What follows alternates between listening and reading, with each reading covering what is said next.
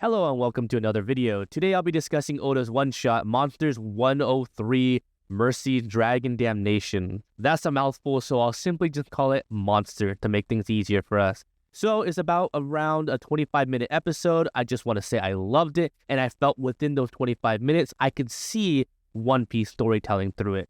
I understand that it's technically canon to the story, but I'm referring to the structure of the story. Let's start off with the beginning.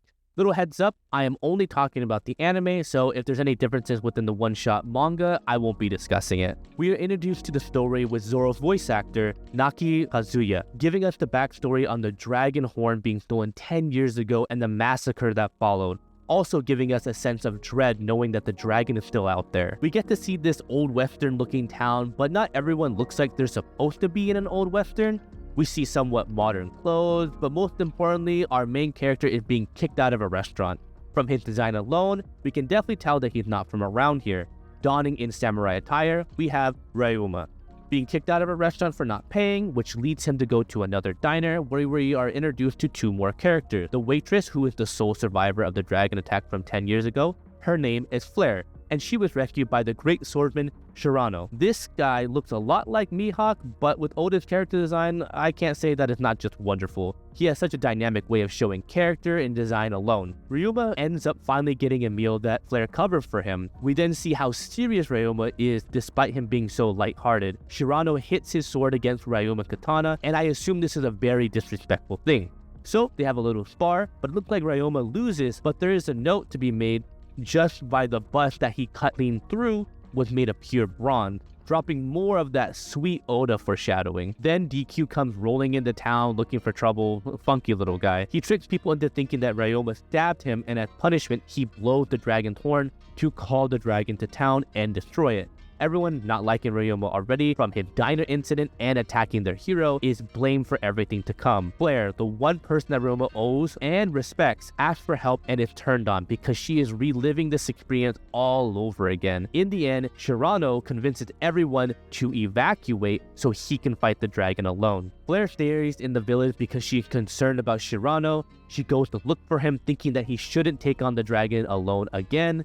Ryoma tries to stop her from seeing him, but she looks away to see the man that she sees as a hero robbing all the vacant houses of money and the belongings. At this moment, I see a little bit of Nami in her. The hope that she had just crumbles away, trying to stay as strong as she can because that's all that she can do. We are then shown the true flashback and what went down during the first dragon attack. The lies unfolding, the truth hitting Flare all at once. Flare breaks down with Ryoma listening to the cries of the only person in the town to show him kindness. Without a second thought, he leaps into action, confronting both DQ and Shirano, as the dragon is still approaching. Ryoma and Shirano clash, but my god was this strike beautifully animated. The black and white animation with nothing but the sound of a metallic ring to keep your attention on the strike alone. With one shot, Shirano is done, and Ryoma ends up aiming his blade at DQ next. DQ uses all he can to bargain for his life, even blackmailing with the true horn. It wasn't good enough, and he was cut down. The dragon then arrives in town right at the diner that Flare is at. She opens the door as if to accept her fate. Staring into the mouth of the dragon, what she sees isn't destruction, but Ryoma charging into battle. I will tell you, the sequence was breathtaking. Seeing the fluent movement with the dynamic shots were just clean animation overall. Then you wrap it up with an upbeat soundtrack, and all I can do is sit back and enjoy the ride. Ryoma cuts the dragon's head clean off and falls back into town. Then when the dust settles, Flare is so confused on why Ryoma did what he did. He simply responded with, "I told you I'd repay your kindness even if it cost me my life." To put it simple, he promised her, and he would fulfill that promise. She seemed to be taken back, but understands now who Ryoma is as a person. The town see the lies that Shirano had given them, and my favorite part is when they're asking how Ryoma could do such a thing. The bartender at the beginning states that he remembers who King is. His name is Ryuma the King, a name given to him by the people he saves. Oh my god, I was so hyped by this line alone. Finally, we are shown the One Piece clip of Ryoma giving his sword to Zoro, and Zoro showing nothing but respect to him, showing the connection between One Piece and this one-shot. My god, this was literally a plot of One Piece in a 125-minute episode.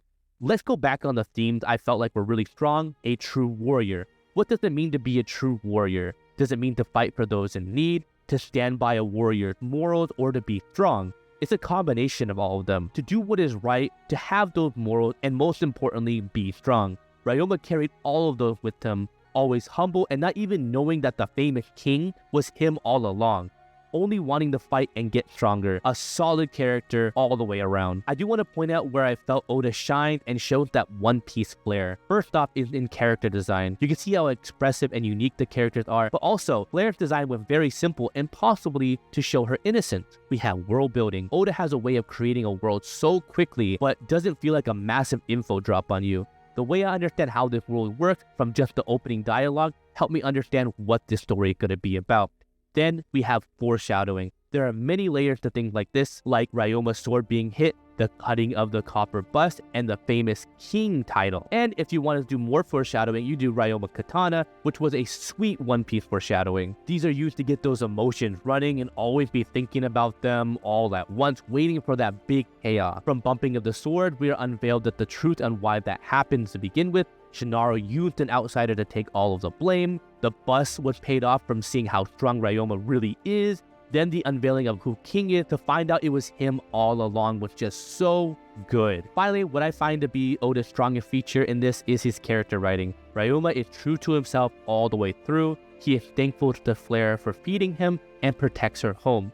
He doesn't take any disrespect because he is a prideful warrior, not taking anyone's shit. Yet, he doesn't lash out at anyone who he doesn't feel deserves it. Even though he took out his sword against Blair, it was to protect her, hoping that she wouldn't turn around and see the lies unfold. Just great, and with only 25 minutes, and it makes me really want more. And just like One Piece, this episode wasn't long enough.